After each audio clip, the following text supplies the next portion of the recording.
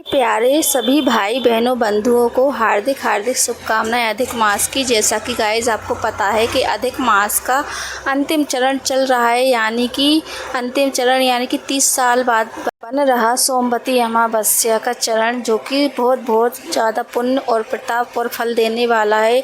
और अधिक मास में हम ऐसा क्या करें कि हमारे जीवन में जो समस्याएं चल रही हैं, यानी कि हर किसी के जीवन में कोई ना कोई समस्या चलती रहती है, तो ऐसा हम क्या पुण्य प्रताप करें कि हमें अपने पुण्य प्रतापों से हमारे जीवन में सुख और शांति मिले, खुशियाँ मिले, हमारे पाप कम हो। क्योंकि ऐसा कोई इंसान नहीं है जो कि पाप ना करता हो। बिना पाप के हम इस धरती पर नहीं है, तो थोड़ा बहुत पुण्य कमा सके। तो अधिक मास की इस अमावस्या का दिन क्यों है इतना खास, चलिए मैं आपको बताती हूँ।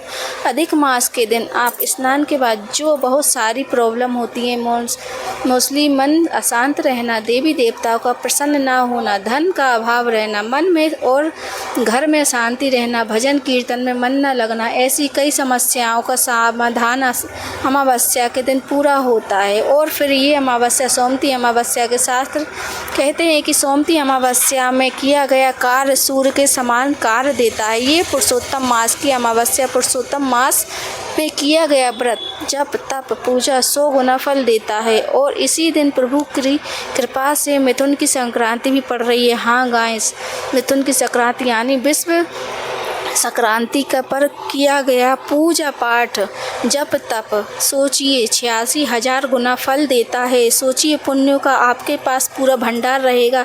यदि आपके पास थोड़े से भी सत्कर्म कर लिए तो पुण्यों का भंडार होगा सॉरी गाइस, पुण्यों का भंडार होगा, इतना होगा कि आप सोच भी नहीं सकते। आपके जीवन में आजकल तो परेशानियां चल रही हैं। वैसे आपको पता है कि मैं पूरे अधिक मास यानी पुरुषोत्तम मास का व्रत कर रही हूँ, जिसमें मैं सारे नियम धर्म जो भी बताए जाते हैं कथा में, उसमें से थोड़ा बहुत कर रही हूँ, व्रत कर रही हूँ, सब कर रही हूँ।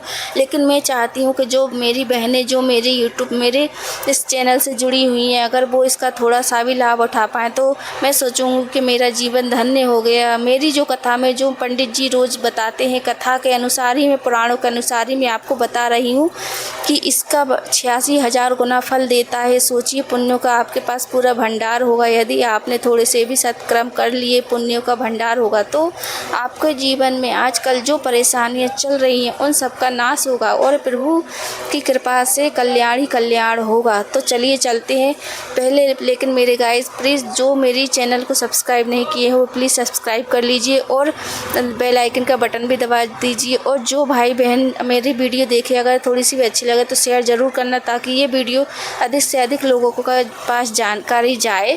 तो चलिए चलते हैं। और लाइक, हाँ गाइस, बाद में अगर पसंद आए तो लाइक भी ज़रूर कर दीजिएगा। तो दोस्तों ये योग 1996 से भी अधिक पुराना योग आया है, क्योंकि इसमें अधिक मास की सोमवती अमावस्या ऊपर से मिथुन संक्रांति यानी विश्व संक्रांति का योग भी बन रहा है। और 15 जून को दान पुण्य जो आपको 15 जून को ही करने हैं, क्योंकि इस दिन बड़े बड़े योग बन रहे हैं। तो कथा में श्री महर्षि वाल्मीकि ने बताया है कि इस दिन अगर कोई इंसान मौन होकर स्नान करता है, हाँ गाइस, अगर जैसे सोमवती अमावस्या हो और सुबह आप उठे तो आप रात को ही सोचकर उठे कि मुझे सुबह नहीं बोलना है। कब तक नहीं बोलना है? जब तक कि आप स्नान ना कर लें। अगर हो सके तो आप नदी, आपके आसपास जो तालाब, कुछ भी कुआं कुइयाँ मतलब कुछ भी हो, तो आप उसमें स्नान करने जाएगा। अगर पति पत्नी जोड़ी से जाएँ तो आपको वो फल बहुत ज़्यादा गुना फल देगा। और इस दिन स्नान करने से आपको 100 गौ दान का फल प्राप्त होता है। हाँ गाइस, 100 गौ दान, सोचिए एक गौ दान आजकल किसी से दान नहीं होती, पर इस स्नान से, मौन स्नान से आपको 100 गौ दान का स्नान का प्राप्त होगा।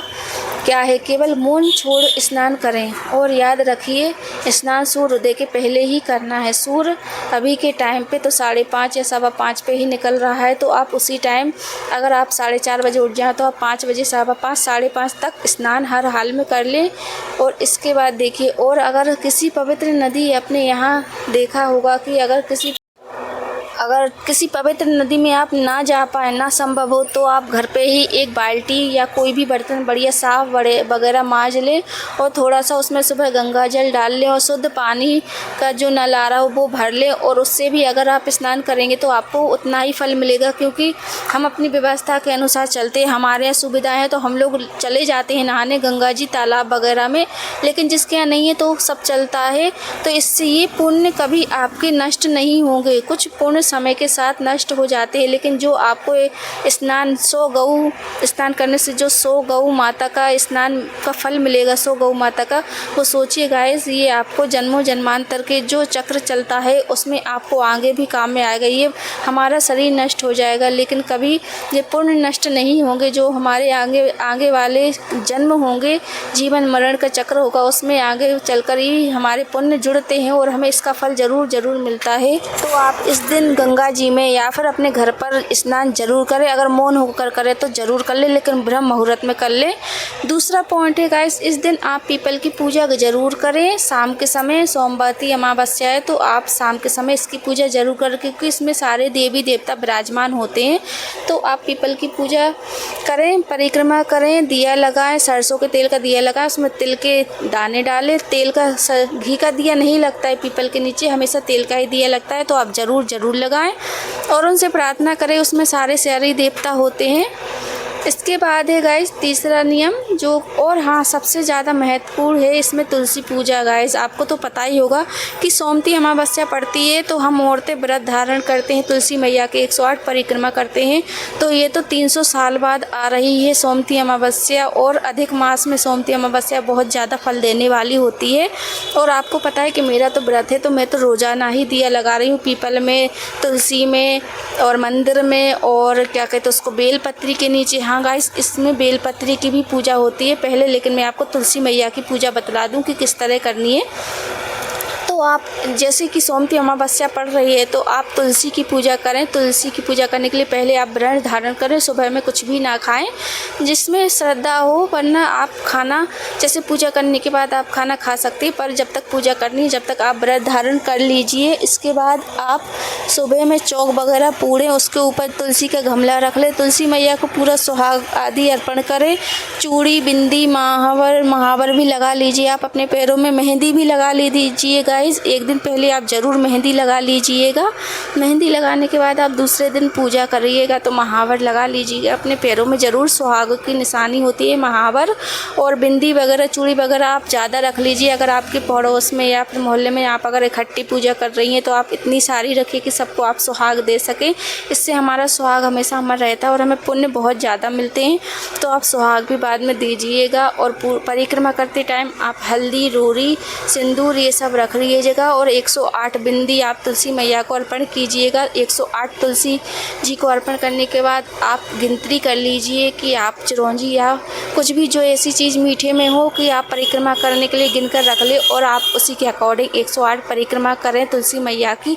तो आपको बहुत ज़्यादा आप सोच भी सकते हैं, आपको इतना गुना फल मिलेगा कि आप नहीं सोच सकते। और ये सब हमारे सुहाग के लिए बहुत ज़्यादा फलदायी होता है। इसके बाद आप बेलपत्री की भी पूजा कीजिएगा। बेलपत्री में दीपक ज़रूर लगाना, क्योंकि सोमवार है, सोमवती अमावस्या, भोलेनाथ जी का दिन भी है।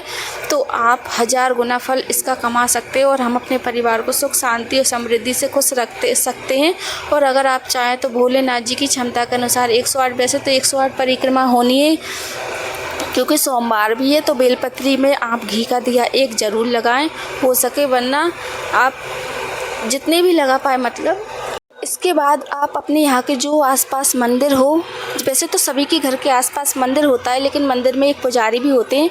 अगर हो सके, अगर आप कर सके अपनी क्षमता के अनुसार, तो एक तांबे का दिया लें मार्केट से और अपना घी ले जाएं, अपनी दक्षिणा ले जाएं, रुपए पैसे जो आपको दान में करने हैं, और उसमें घी धरकर और जोत जलाएं। और उस पर अपने मतलब मैंने 11 को जो जैसे दीपदान बतलाया, आप मेरे 11 की रात भर में जो मैंने पूजा की थी उसमें मैंने दीपदान भी बताया था कि हमारे मंदिर में किस तरह से हम लोग दीपदान करते हैं।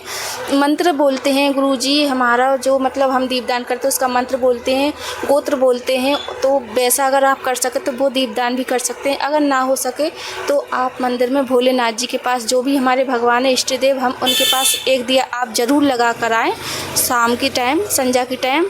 और हाँ गाइस, इसका मेन जो ज़रूरी गुप्त दान है मैं आज आपको बताती हूँ। आज की कथा में निकला था कि इसका गुप्त दान है, आप एक कांसे का थाली ले सकते हैं, कटोरा ले सकते हैं, कुछ भी ले सकते हैं, कटोरी ले सकते हैं, अपनी क्षमता के अनुसार लें और उसमें 30 पुआ गुड़ के, जो 30 पुए होते हैं ना, वो 30 पुआ बनाएं। और उन 30 पुआ में गाइस कथा में निकला था, मैं कथा के अनुसार बता रही हूँ, वीडियो वगैरह देखकर कुछ भी नहीं बता रही हूँ, तो आप बिल्कुल ज़रूर कीजिएगा, आपको पूरा पुण्य मिलेगा। जो आपने अधिक मास में नहीं कर पाया ना, उसका पुण्य आपको 1000 गुना ज़रूर मिलेगा। तो आप जो 30 पुआ बनाना, उसमें आप जितना हो सके उतना छेद कीजिएगा गाइस, ध्यान से। आप नहीं कि आलस खा जाए 4 छेद कर दे, 10 छेद कर दे, नहीं, जितना हो सके आप उस पुओं में, 30 पुओं में उतने छेद कीजिएगा। क्योंकि इसमें कथा में आया था कि हम जितना, तो आप 30 पुआ लें, उनमें जितने हो सके उतने छेद करें, उन छेदों में फिर 30 पुआ रखकर उन्हें बांध लें। और जो आप कांसे का बर्तन कुछ भी लेंगे, कटोरा थाली माली, तो उस बर्तन में हम वो रख के, और जो हमारे आसपास ब्राह्मण वगैरह होंगे आप उनको वो पुए दान करें।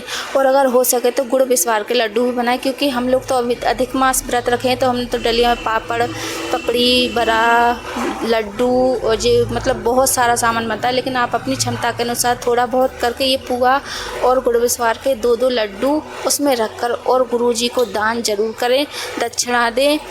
दक्षिणा के बाद आप गरीबों में भी कर सकते हैं, आप अपनी क्षमता के अनुसार। और गाय को ज़रूर खिलाएं, वो पुआ, एक पुआ अपनी गाय को खिलाएं और मंदिर में अर्पण करें, और आप खुद भी खाएं। मतलब बहुत इसका पुए वाला जो मैंने आपको बतलाया, और एक स्नान वाला, वो आप ज़रूर करें। ये करने से आपका जीवन धन्य हो जाएगा। तो आज की अगर अब मेरी वीडियो थोड़ी सी अच्छी लगी हो, मैंने कथा के अनुसार बताइए, और कल मैं खुद करूँगी क्योंकि कल सोमती अमावस्या है, तो आप भी ज़रूर करना ये वीडियो, और जितना हो सके उतना शेयर करना, ताकि मेरी सारी बहनों को ये जानकारी मिल सके। और अधिक मास का अगर हो सके तो 3 साल बाद जो अधिक मास पड़ेगी, तो आप भी व्रत करना। ये व्रत बहुत ज़्यादा फल देने वाला है। अगर आप एक बार व्रत कर लेंगे तो आपको इसका अंदाज़ा हो जाएगा कि इसकी कथा बहुत ज़्यादा फल देने वाला है। इस दुनिया में अगर सबसे ज़्यादा फलदायी देने वाला व्रत है तो वो अधिक मास का व्रत है। इसके ऊपर कोई व्रत नहीं है, सारे व्रत इसके नीचे हैं, तो आप ज़रूर कीजिएगा।